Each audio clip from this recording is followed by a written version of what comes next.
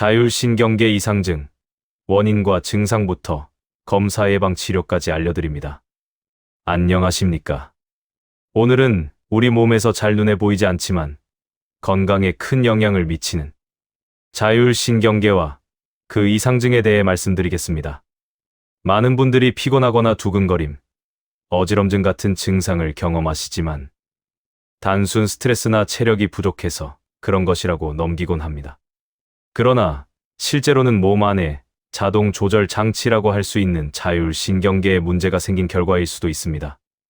오늘 강의에서는 자율신경계가 무엇인지, 자율신경계 이상증이란 어떤 상태인지, 어떤 증상으로 나타나는지, 집에서 할 수 있는 간단한 자가진단 방법은 무엇인지, 병원에서는 어떤 검사를 통해 확인할 수 있는지, 그리고 우리가 일상에서 예방하고 관리할 수 있는 방법은 무엇인지까지 하나하나 차근차근 설명드리겠습니다. 1점. 자율신경계란 무엇인가? 먼저 자율신경계에 대해 이해하셔야 합니다. 자율신경계는 영어로 Autonomic Nervous System, 즉 자동적으로 작동하는 신경계라는 뜻입니다. 우리가 숨을 쉬거나 심장이 뛰거나 위장에서 음식이 소화되는 과정은 내가 의식적으로 조절하는 게 아닙니다. 모두 자율신경계가 알아서 조절하고 있습니다. 자율신경계는 크게 두 가지 축으로 나눌 수 있습니다. 교감신경, 흔히 긴장 모드라고 표현합니다. 위험에 맞서거나 운동을 할 때, 혹은 갑자기 놀랐을 때 심장이 빨리 뛰고 호흡이 가빠지고 땀이 나는 반응이 바로 교감신경의 역할입니다. 부교감신경, 반대로 휴식 모드라고 할 수 있습니다. 식사 후에 소화가 잘 되게 돕고 심장을 안정시키고 몸을 회복하게 해줍니다. 이 두 신경이 균형을 이뤄야 우리의 몸이 건강하게 유지됩니다. 그런데 어떤 이유로든 이 균형이 무너지면, 즉 교감이 과도하게 흥분하거나 부교감이 지나치게 억제되거나 두 체계가 조화를 이루지 못하면 여러 가지 증상이 동시에 나타날 수 있습니다. 이것을 우리는 자율신경계 이상증이라고 부릅니다. 2점. 자율신경계 이상증이란, 자율신경계 이상증은 사실 하나의 특정 질병 이름이 아닙니다. 영영증후군이라고 하는데요. 즉 여러 가지 병태가 포함된 상태를 묶어서 부르는 말입니다. 대표적인 형태로는 기립성 빈맥증후군 POTS, 기립성 저혈압, 발한 이상, 위장관 운동장애, 신경병성 실신 등이 있습니다. POTS, 즉 기립성 빈맥증후군은 누워있다가 일어나면 심장이 비정상적으로 빨리 뛰는 것이 특징입니다. 단순히 운동해서 심장이 뛰는 게 아니라 서 있는 것만으로도 심장이 분당 30회 이상 더 빨라집니다.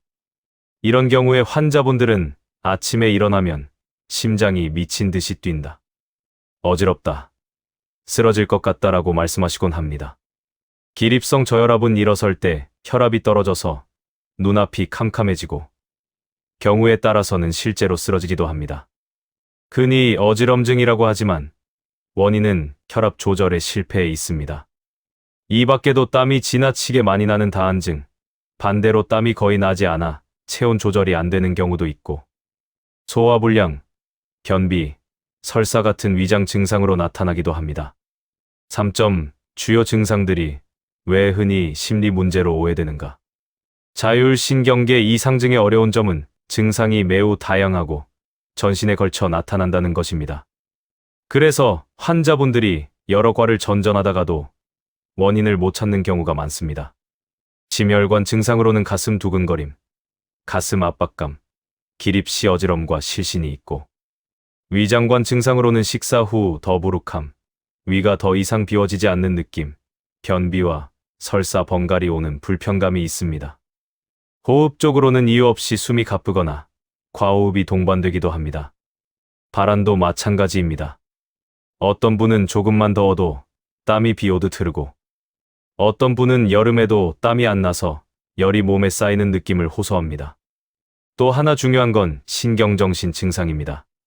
만성 피로, 집중력 저하, 불면증, 그리고 불안감 같은 증상이 흔히 동반됩니다. 그래서 흔히 이건 심리적인 문제다라는 이야기를 듣는데 실제로는 자율신경계의 생리적 불균형에서 비롯된 경우가 많습니다. 4점 집에서 할 수 있는 간단한 자가 점검 방법. 환자분들이 가장 궁금해하시는 부분이 바로 내가 집에서 할 수 있는 간단한 검사 없을까 하는 점입니다. 첫 번째는 기립성 심박 자가검사입니다. 조용한 방에서 10분 동안 누워 안정한 후 맥박을 잽니다. 그 다음에 일어나서 10분 동안 서 있으면서 심박을 다시 잽니다. 만약 이때 심박이 30회 이상 증가했다면 TOTS 가능성을 의심해 볼 수 있습니다. 두 번째는 기립성 혈압 측정입니다. 혈압계를 집에 두신 분은 누워서 혈압을 재고 일어나서 1분, 그리고 3분 뒤 혈압을 재봅니다. 수축기 혈압이 20 이상 떨어지거나 이완기 혈압이 10 이상 떨어진다면 기립성 저혈압을 의심할 수 있습니다. 세 번째는 증상일기 작성입니다. 언제 어지럽다. 밥 먹고 30분 뒤에 증상이 심하다. 더운 날씨에서 심하다. 이런 식으로 기록해 두시면 병원에 내원했을 때 의사에게 매우 중요한 단서가 됩니다. 5점. 병원에서 시행하는 전문 검사.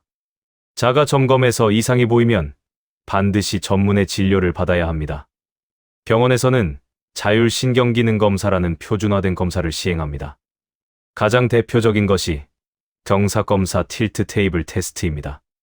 환자를 특수 침대에 눕힌 뒤 침대를 60에서 70도로 올려 세워서 기립 상태를 인위적으로 만들어 혈압과 심박 변화를 봅니다.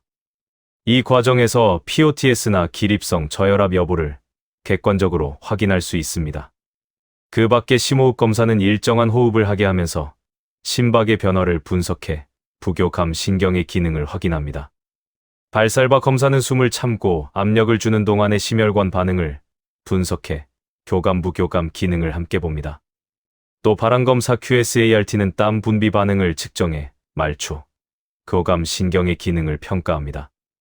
이 네 가지 검사가 자율신경검사의 핵심입니다. 중요한 것은 어느 하나만 보고 판단하지 않고 환자의 임상 증상과 여러 검사의 패턴을 종합적으로 해석한다는 점입니다. 6점. HRV 심박 변이도. 요즘 스마트워치에서 많이 보실 수 있는 지표가 HRV, 즉 심박 변이도입니다. 이는 심장 박동 사이 간격의 미세한 변화를 측정해 교감과 부교감의 균형을 간접적으로 보여줍니다. 일반적으로 HRV 값이 낮으면 스트레스가 많거나 교감 신경이 우위에 있다는 의미로 해석됩니다. 그러나 주의할 점이 있습니다. HRV는 측정 환경에 매우 민감합니다. 같은 사람이라도 자세, 호흡, 수면 여부, 카페인 섭취, 심지어 측정 시간에 따라 값이 크게 달라집니다. 따라서 HRV는 절대적인 숫자가 아니라 같은 조건에서의 경향성을 보는 것이 더 중요합니다.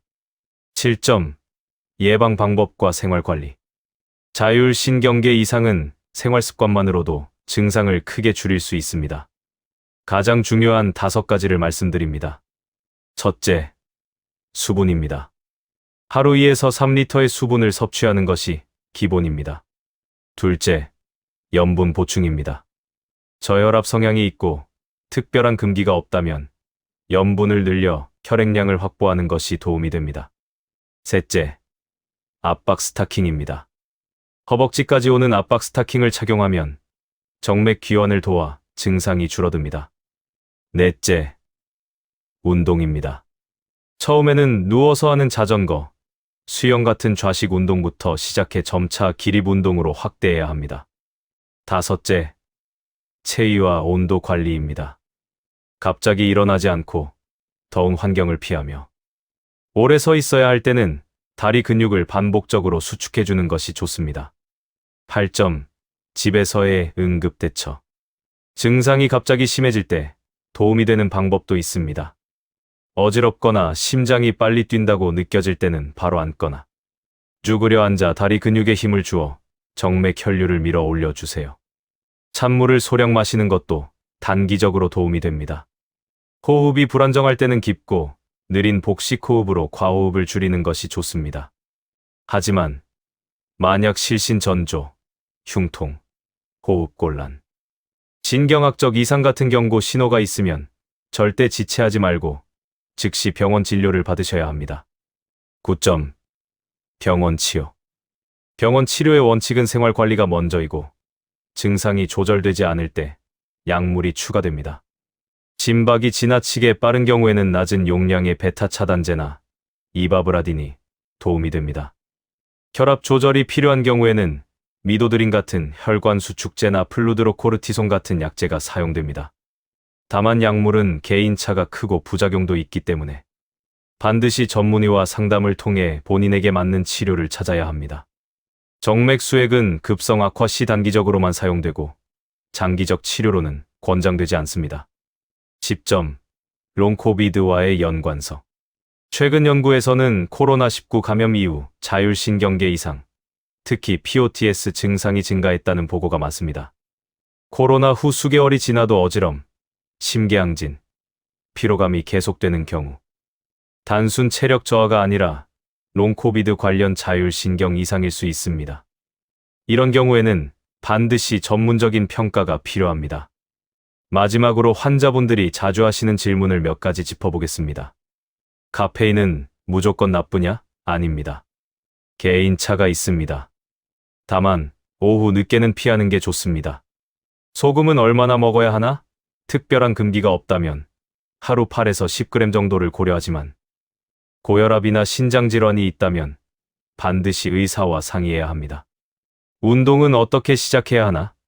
처음에는 10분 정도 좌식 유산소로 시작해 점차 늘리는 것이 좋습니다. 정리하겠습니다. 자율신경계 이상증은 다양한 증상이 동시에 나타나기 때문에 원인 파악이 어렵지만 증상일지와 간단한 자가검사로 충분히 의심할 수 있습니다.